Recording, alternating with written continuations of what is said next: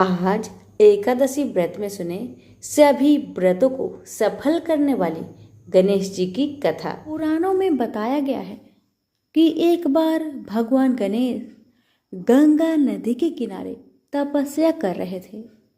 इसी कालावधि में धर्मात्मज की कन्या तुलसी विवाह की इच्छा लेकर तीर्थ यात्रा पर निकली। देवी तुलसी सभी तीर्थ स्थल का भ्रमण करते हुए गंगा के तट पर पहुंची। गंगा तट पर देवी तुलसी ने देखा कि युवा गणेश जी तपस्या में लीन थे। शास्त्रों के अनुसार तपस्या में विलीन गणेश जी रत्न जटित सिंहासन पर विराजमान थे। उनके समस्त अंगों पर चंदन लगा हुआ था। उनके गले में परिजात पुष्प के साथ स्वर्ण मणि रत्नों के अनेक हार पड़े थे। उनकी कमर में अत्यंत कोमल रेशम का पीतांबर लिपटा हुआ था। तुलसी श्री गणेश के इस सुंदर स्वरूप पर मोहित हो गई। उसके मन में गणेश से विवाह करने की इच्छा जागृत हुई। तुलसी ने विवाह की इच्छा से उनका ध्यान भंग किया। तब भगवान श्री गणेश ने तुलसी द्वारा तप भंग करने को अशुभ बताया और तुलसी की मनसा जानकर स्वयं को ब्रह्मचारी बताकर उसके विवाह प्रस्ताव को नकार दिए। विवाह प्रस्ताव ठुकराने पर तुलसी ने नाराज होकर गणेश जी को श्राप दिया कि उनके एक नहीं बल्कि 2 विवाह होंगी। इस पर श्री गणेश ने भी तुलसी को श्राप दे दिया कि तुम्हारा विवाह एक असुर से होगा। एक राक्षस की पत्नी होने का श्राप सुनकर तुलसी ने गणेश जी से माफी मांगी। तब गणेश जी ने तुलसी से कहा कि तुम्हारा विवाह शंखचूड़ राक्षस से होगा, किंतु फिर तुम भगवान विष्णु और श्री कृष्ण को प्रिय होने के साथ ही कलयुग में जगत के लिए जीवन और मोक्ष देने वाली होगी। पर मेरी पूजा में तुलसी चढ़ाना शुभ नहीं माना जाएगा। तब से ही भगवान श्री गणेश जी को पूजा में तुलसी चढ़ाना वर्जित माना गया है। प्रेम से बोलिए गणेश जी की जय, तुलसी जी की जय। पौराणिक कथाओं के अनुसार एक गांव में एक विधवा अपनी बहू के साथ रहती थी। उसकी बहू मंद बुद्धि वाली थी, जो अपनी भूख बर्दाश्त नहीं कर पाती थी और हमेशा खाने के लिए उतारू रहती थी। वह सबसे पहले उठकर खाना खाती थी, फिर घर के बाकी काम किया करती थी। एक दिन विधवा ने अपने घर में पूजा करवाने का सोचा, लेकिन वह थोड़ी परेशान थी क्योंकि उसकी बहू अगली सुबह उठते ही खाने के लिए दौड़ेगी और पूजा के लिए बनाए गए पकवान को जूठा कर देगी। अपनी बहू को पूजा के लिए बनाए गए पकवान से दूर रखने के लिए विधवा ने एक तरीका निकाला। पूजा वाले दिन उसने एक मटका लिया और उसके नीचे एक छेद कर दिया और अपनी बहू से बोली कि आज तो पूजा है, इसलिए खाना खाने से पहले पानी भर के ले आओ। बहू भी चालाक निकली। उसने देख लिया था कि विधवा ने मटके के नीचे छेद कर दिया है, इसलिए वह अपनी साड़ी में आटा बांधकर पनघट पर चली गई। वहां उसने आटा निकाला और कुएं के पानी के मदद से बाटियां बनाने लग गई। कुएं के पास ही एक शमशान था, जहां चीता जलाई जा रही थी। बहू ने उसकी आंच में अपनी बाटियां सेक ली। उसकी बाटियां सूखी थी तो वह पास में ही गणेश भगवान का एक मंदिर था। बहू वहां पर चली गई जहां गणेश जी को किसी ने चोला चढ़ाया हुआ था। उसने देखा कि गणेश जी की तोंद पर घी लगा हुआ है। उसने उस घी को अपनी बाटी पर लगा लिया और उसका भोग गणेश जी को लगाकर वह बाटी खा ली और बहू घर वापस चली आई। बहू की इस हरकत पर गणेश जी को बहुत गुस्सा आया और उन्होंने गुस्से में अपने नाक पर उंगली चढ़ा लिया।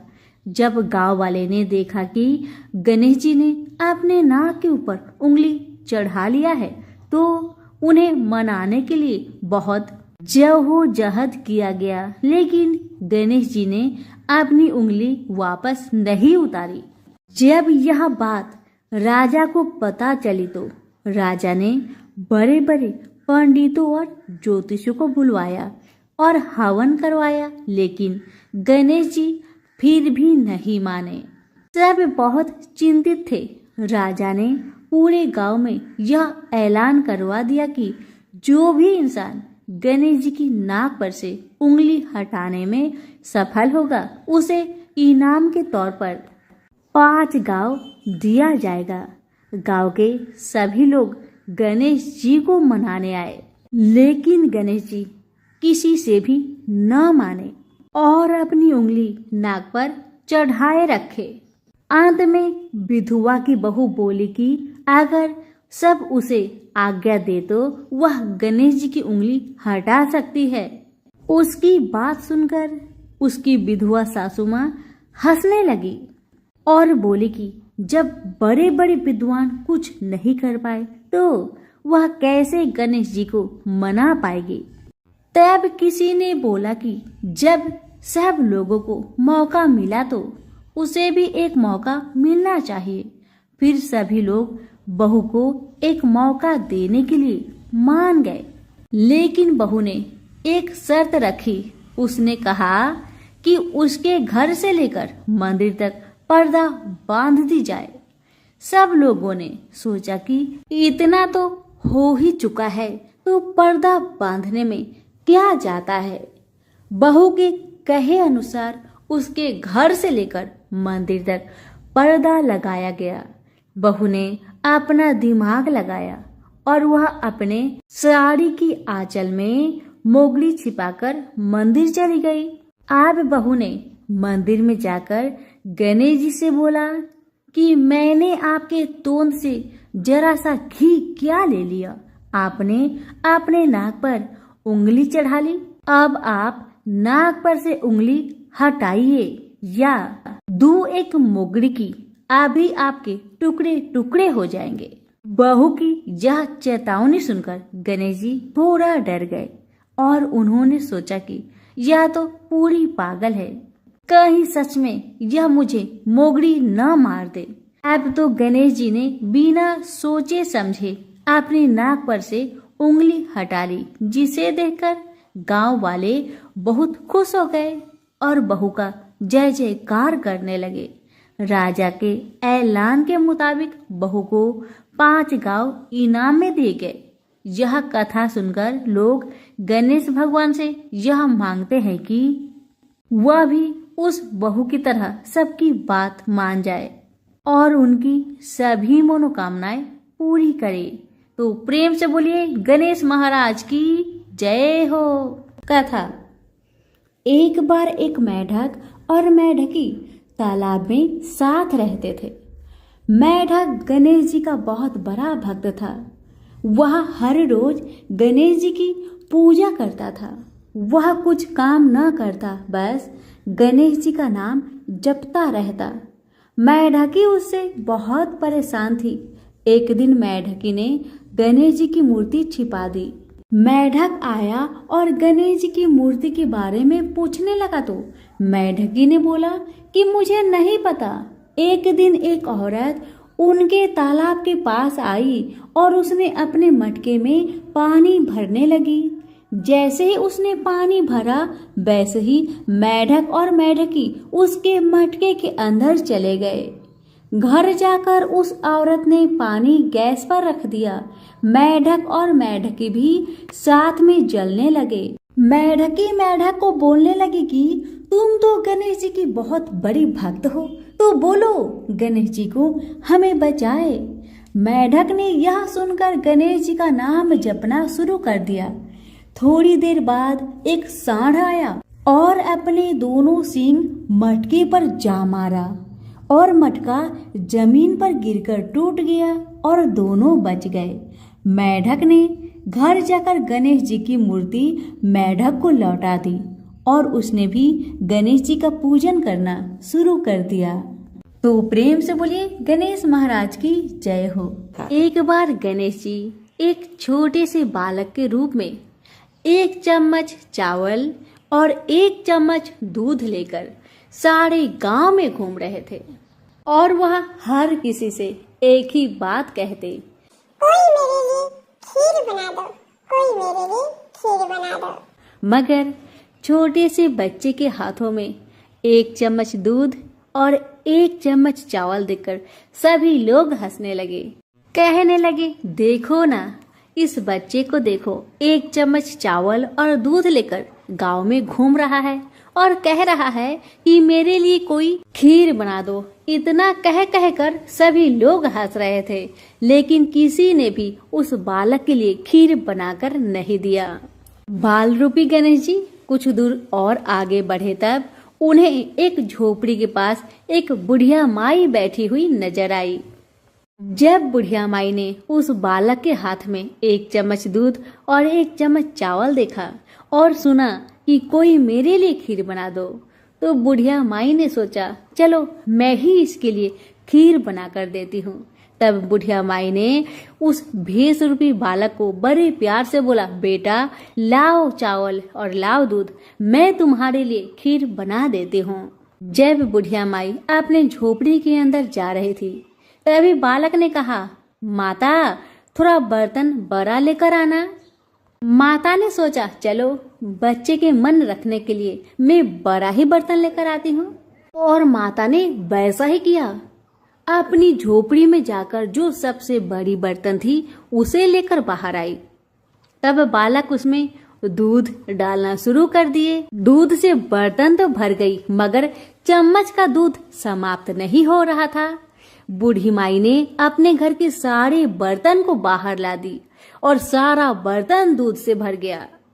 ये देखकर बूढ़ी माई तो आश्चर्य में पड़ गई और मन में सोचने लगी, जरूर ये बालक जादू टोना जानते होंगे, तभी तो 1 चम्मच दूध से सारा बर्तन भर गया, मगर चम्मच का दूध समाप्त ही नहीं हुआ। अब भेष रूपी बालक बूढ़ी माई से कहने लगे, माई मैं नहा कर आता हूँ, तब तक तुम मेरे लिए खीर बना देना। जब खीर बनकर तैयार हो गई तो बूढ़ी माई के पोते पोती खीर खाने के लिए रोने लगे। तब बूढ़ी माई ने गणेश जी का नाम लेकर चूल्हे में थोड़ी सी खीर डाली और कटोरी भर भर कर अपने बच्चों को दे दी। ये सब ऊपर से पड़ोसन देख रही थी, तो बूढ़ी माई ने सोचा कहीं ये चुगली ना कर दे, तो उन्होंने 1 कटोरा उस पड़ोसन को भी पकड़ा दिया। अब तो बेटे की बहू ने भी चुपके से 1 कटोरा खीर खा ली और खीर खाने के बाद उस बर्तन को चक्की के नीचे छुपा दिया। अभी भी भेष रूपी गणेश जी नहाकर नहीं आए थे। बूढ़ी माई को भूख लग रही थी, तो बूढ़ी माई ने भी एक बड़ी कटोरी में खीर भरकर दरवाजे के पीछे बैठकर हाथ जोड़कर सच्चे मन से कहने लगी, हे गणेश जी महाराज, आपका भोग लगे। इतना कहने के बाद बूढ़ी माई खीर खानी शुरू कर दी और तभी ही भेष रूपी गणेश महाराज चले आए। तब बूढ़ी माई ने कहा, आजा रे गणेशिया, खीर खा ले, मैं तेरी ही राह देख रही थी। तब भेष रूपी गणेश जी ने कहा, माई मैंने तो खीर पहले ही खा ली। बालक की बात सुनकर बूढ़ी माई ने कहा, तुमने कब खाई खीर? तब भेष रूपी गणेश जी ने कहा, जब तेरे पोते पोती ने खाई तब खाई थी खीर, जब तेरी पड़ोसन ने खाई तब खाई थी खीर, और जब तेरी बहू ने खाई तब भी खाई थी, और अब तूने खाई तो मेरा पूरा पेट भर गया। बालक की बात सुन बूढ़ी माई कहने लगी, बेटा तेरी सारी बात सच है, पर बहू बेचारी का नाम तो मत लो। बेचारी बहू तो सुबह से काम में ही लगी है, फिर उसने कब खीर खा ली। तब भेष रूपी गणेश जी ने कहा, माई चक्की के नीचे जाकर देख, जूठा कटोरा पड़ा है और तूने तो मेरी भोग तो लगाया, वह तो वैसे ही खा गई। बुढ़िया ने कहा, बेटा घर की बात है, घर में ही रहने दो और मुझे बताओ कि बाकी बची हुई खीर का मैं क्या करूं। तब भेष रूपी गणेश जी ने कहा, नगरी जिमा दो।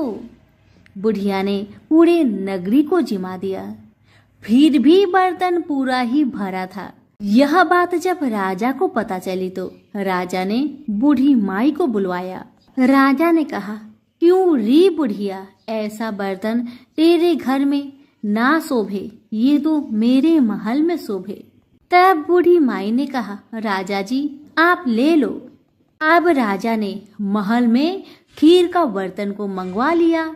लाते ही खीर में कीड़े मकोड़े, बिच्छू, कंगले हो गए और खीर से दुर्गंध आने लगी। ये देखकर महाराज ने बुढ़िया से कहा, ए बुढ़िया, अपनी बर्तन को वापस ले जा, मैंने तुमको दे दिया।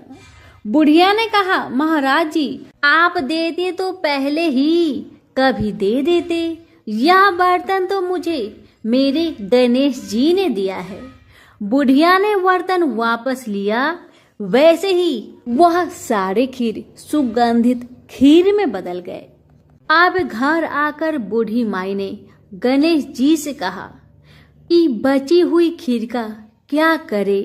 तब गणेश जी ने कहा, झोपड़ी के कोने में खरा खोद कर गाड़ दो, उसी जगह सुबह उठकर वापस खोदेगी तो धन के 2 चरे मिलेंगे। ऐसा कहकर गणेश महाराज अंतर ध्यान हो गए और जाते जाते उन्होंने बूढ़ी माई की झोपड़ी में लात मार दी, जिससे झोपड़ी महल में बदल गया। सुबह बहू ने फावड़ा लेकर पूरे घर को खोद दिया तो कुछ भी नहीं मिला। बहू ने कहा, सासू जी थारो गणेश जी तो झूठो है। सासू माँ ने कहा, बहू मारो गणेश झूठो तो ना ही है, ला मैं देखूं। वह सुई लेकर खोजने लगी तो टन टन करते 2 धन के चढ़े निकल आए। बहू ने कहा, सासू जी गणेश जी तो साचो ही है। तब सासू ने कहा, गणेश जी तो भावनाओं के भूखे हैं। हे गणेश जी महाराज, जैसे आपने बूढ़ी माई को दिया वैसे सबको देना। कहानी कहने वाले को, हुक्कार भरने वाले को और आसपास के सुनने वाले को सबको देना। तो प्रेम से बोलिए गणेश महाराज की जय हो। एक गांव में एक बहुत ही साधारण आदमी रहता था। उसे गणेश जी पर बहुत विश्वास था। जब कोई व्यक्ति उसे हालचाल पूछता तो वह कहता, गणेश जी जाने। उस गांव में गणेश जी का एक छोटा सा मंदिर था। उन्हें उन पर पूरा विश्वास था। वह आदमी के 2 पुत्र और एक पुत्री थी। जब पुत्री की शादी किया तो उस साधारण आदमी ने साहूकार से कुछ कर्जा लिया। इसी तरह से समय बीतने लगा। कुछ समय बाद बेटा ने अपने पिता से कहा, पिताजी ये पैसा लीजिए और ये पैसा लेकर साहूकार को दे दीजिए ताकि आपको कर्ज से मुक्ति मिले। उस आदमी ने जाकर साहूकार से कहा, यह लीजिए साहूकार जी आपका पैसा जो आपने मेरी बिटिया की शादी में दी थी। लीजिए अपना पैसा ब्याज सहित और मुझे कर्ज से मुक्त करा दीजिए। साहूकार ने एक पेज पर लिख दिया था कि आपका पूरा कर्जा ब्याज सहित प्राप्त हुआ है, आप कर्जा से मुक्त हो गए हैं। साहूकार ने उस आदमी से पूछा, इस पर क्या लिखा हुआ है? उस आदमी ने कहा, मैं तो अनपढ़ हूँ, जो लिखा है वह गणेश जी जाने, मुझे नहीं पता। साहूकार समझ गया कि व्यक्ति बहुत सीधा है। उनके मन में लोभ आ गया।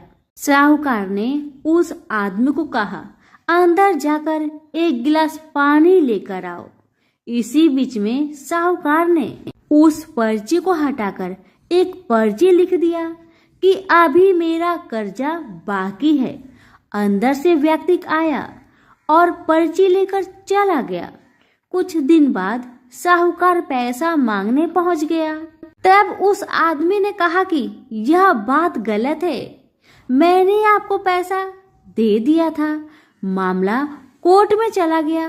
तब उस व्यक्ति को बुलाया गया। उस व्यक्ति ने जज साहब से अपनी सारी कहानी सुनाई कि उसने कैसे साहूकार को पैसा लौटाया था, लेकिन उस व्यक्ति के पास कोई सबूत नहीं था। वह सिर्फ एक ही बात कह रहा था कि मेरे गणेश जी जाने, मेरे गणेश जी जाने। अब जज साहब ने उस व्यक्ति से पूछा, क्या तुम्हारा कोई गवाह है जिसने तुम्हें साहूकार को पैसे देते वक्त देखा था? तब उस व्यक्ति ने कहा, हाँ, मेरे गणेश जी है, मेरे भगवान जी है, मुझे पैसे देते हुए साहूकार को देखा था। जज साहब ने कहा, ठीक है, तो गणेश को बुलाया जाए। पुलिस वालों ने उस व्यक्ति के गांव में जाकर लोगों से पूछा कि गणेश जी नाम का कोई व्यक्ति इस गांव में रहता है, उसे कल कोर्ट में आना पड़ेगा। सभी गांव वालों ने एक ही बात कहा कि इस गांव में गणेश जी नाम का कोई भी व्यक्ति नहीं रहता है, बस यहाँ पर एक गणेश जी का छोटा सा मंदिर है। अब भगवान कैसे कोर्ट में पेश होंगे? अब अगले दिन अदालत की कार्रवाई शुरू हुई। जज साहब के बगल में खड़ा व्यक्ति ने जोर जोर से बोला, गणेश हाजिर हो, गणेश हाजिर हो। उसी वक्त एक बूढ़ा व्यक्ति सिर पर तिलक लगाए, चंदन का माला पहने हुए कोर्ट में आ गया। उस व्यक्ति ने कटघरे में खड़ा होकर बोला, सर, मैं गणेश हूँ, बताइए क्या बात है? जज साहब ने गणेश से पूछा, क्या आप इस व्यक्ति को साहूकार को पैसे देते हुए देखा था? तब गणेश जी ने बोला, हाँ जज साहब, मेरे ही सामने इस व्यक्ति ने साहूकार को पूरे पैसे ब्याज समेत दे दिया था। आप साहूकार को यहाँ पर रोकिए और किसी व्यक्ति को साहूकार के घर भेजिए। साहूकार के घर में अलमारी नंबर 3 में एक फाइल है। उस फाइल के 22वें पेज पर वही पर्ची रखा हुआ है जिसमें लिखा है कि यह व्यक्ति ने ब्याज समेत पैसा दे दिया था। बूढ़ा व्यक्ति इतना कहकर वहां से चला गया। कुछ देर बाद सिपाही वापस आया और जज साहब को एक पर्ची दी।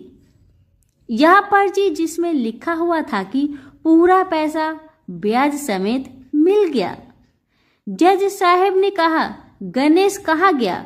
उनको बुलाया जाए। अब तो गणेश जी कहीं दिखाई नहीं दिए।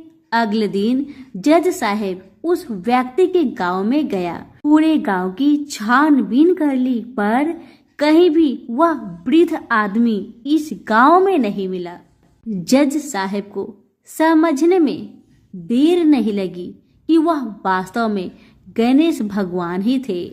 जज साहब उसी वक्त अपने पद से इस्तीफा दे दिए। जज साहब भारत के सभी मंदिरों में घूम घूम कर उसके दरबार पर मिट्टी को अपने सिर में लगाते थे। किसी मंदिर में कभी बैठते ही नहीं थे, क्योंकि जज साहब कहते थे कि हमने भगवान को अदालत में बुलाकर खड़ा किया था, फिर मैं किसी मंदिर में कैसे बैठ सकता हूँ। इस तरह जज साहब काफी बदल गए और गणेश जी की बहुत बड़ा भक्त बन गए। तो सभी प्रेम से बोलिए, गणेश भगवान की जय हो। हे गणेश जी महाराज, जैसे आपने उस व्यक्ति का साथ दिया, वैसे ही मेरी इस कहानी को सुनने वाले पर, कहने वाले पर, पुकारे भरने वाले पर, सभी के परिवार पर अपनी कृपा बनाए रखना। तो फिर से बोले, गणेश जी महाराज की जय। एक बार गणेश जी महाराज एक सेठ जी के खेत में से जा रहे थे तो उन्होंने 12 दाने अनाज के तोड़ लिए। फिर गणेश जी के मन में पछतावा हुआ कि मैंने तो सेठ जी की यहाँ चोरी कर ली। तो गणेश जी सेठ जी के 12 साल की नौकरी करने लग गए। एक दिन सेठानी राख से हाथ धोने लगी तो गणेश जी ने सेठानी का हाथ पकड़कर मिट्टी से हाथ धुला दिया। सेठानी सेठ से बोली कि ऐसा क्या नौकर रखा है, नौकर होकर उसने मेरा हाथ पकड़ लिया। सेठ जी ने गणेश को बुलाकर पूछा कि तुमने सेठानी का हाथ क्यों पकड़ा? तो गणेश जी ने बोला कि मैंने तो एक सीख की बात बताई है। राख से हाथ धोने से घर की लक्ष्मी नाराज होकर घर से चली जाती है और मिट्टी से हाथ धोने से आती है। सेठ जी ने सोचा कि गणेश है तो सच्चा। थोड़े दिनों बाद कुंभ का मेला आया। सेठ जी ने कहा, गणेश सेठानी को कुंभ के मेले में स्नान करा के ले आओ। सेठानी किनारे पर बैठकर नहा रही थी तो गणेश जी उनका हाथ पकड़कर आगे डुबकी लगवा लाए। घर आकर सेठानी ने सेठ से कहा कि गणेश ने तो मेरी इज्जत ही नहीं रखी और इतने सारे आदमियों के बीच में मुझे घसीटकर आगे पानी में ले गए। तब सेठ जी ने गणेश जी को पूछा कि ऐसा क्यों किया? तो गणेश जी ने कहा कि सेठानी किनारे बैठकर गंदे पानी से नहा रही थी तो मैं आगे अच्छे पानी में डुबकी लगवाकर ले आया। इससे अगले जन्म में बहुत बड़े राजा और राजपाट मिलेगा। सेठ जी ने सोचा कि गणेश है तो सच्चा। एक दिन घर में पूजा पाठ हो रही थी, हवन हो रहा था। सेठ जी ने गणेश को कहा कि जाओ सेठानी को बुलाकर ले आओ। गणेश जी सेठानी को बुलाने गया तो सेठानी काली चुनरी ओढ़कर चलने लगी तो गणेश जी ने काली चुनरी फाड़ दी और कहा कि लाल चुनरी ओढ़ के चलो।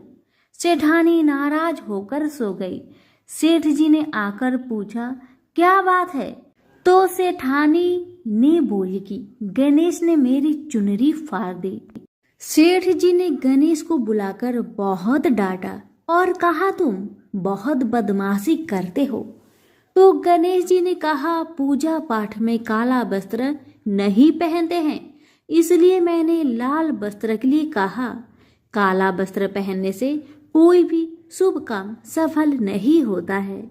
फिर सेठानी ने सोचा कि गणेश है तो समझदार।